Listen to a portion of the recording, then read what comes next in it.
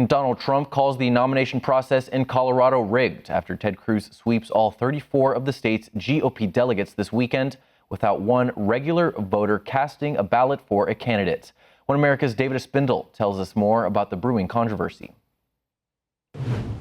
The system, folks, is rigged. It's a rigged, disgusting, dirty system. It's a dirty system. Donald Trump expresses his frustration after losing every delegate in Colorado to Ted Cruz.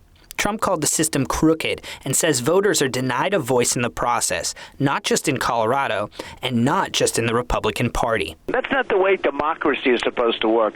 And, you know, they offer them trips, they offer them all sorts of things, and you're allowed to do that. I mean, you're allowed to offer trips and you can buy all these votes.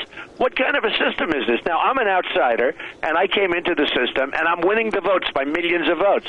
But the system is rigged. It's crooked. When you look even at Bernie, I'm not a fan of Bernie, but every time I turn on your show, Bernie wins, Bernie wins, and yet Bernie's not winning. I mean, it's a rigged system.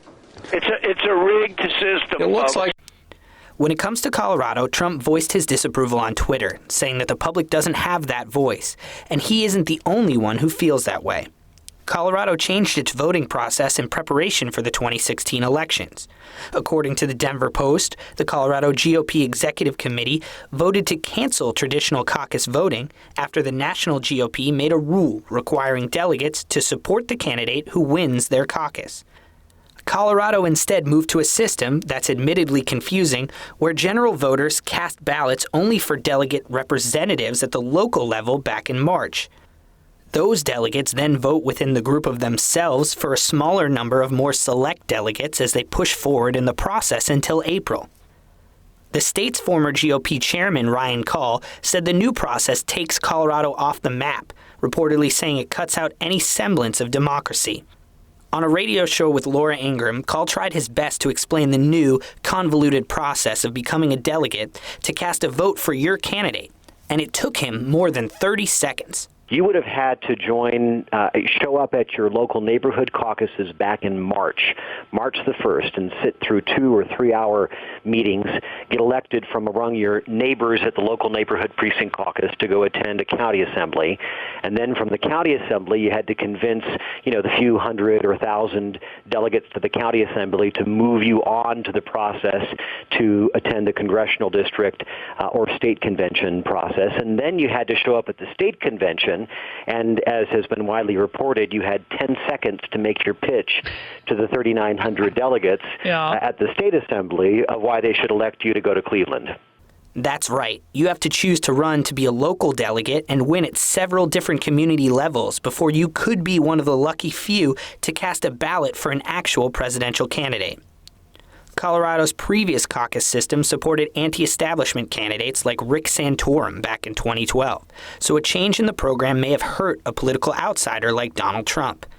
And Trump and Call are not the only ones frustrated. A delegate from Colorado who went through this extremely long process and made it to the state convention, where he could try to make it to the national level or at least vote for someone to represent his beliefs when it comes to picking a candidate, well, he claims to have arrived and found he was no longer authorized to vote. And I guess my precinct captain made good on her threats. My name is no longer on the roster. As a delegate, I have been removed and replaced. My vote nullified because I voted for Trump. And there's more.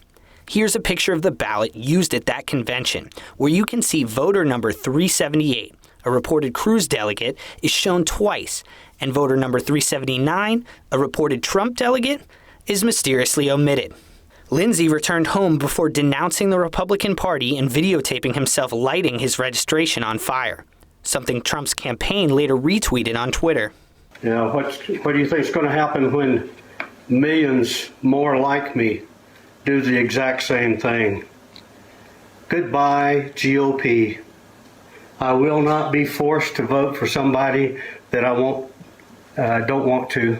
So, instead of the cold and snow Colorado is often known for, the state appears to have sparked a fire of outrage in some voters. And though this system may not have accurately represented the more than 1 million Republican voters in Colorado, Trump continues to lead the overall GOP delegate count and will look beyond the Rocky Mountains as he attempts to reach the magic number of 1,237 delegates before the Republican convention in July. David Espindle, One America News.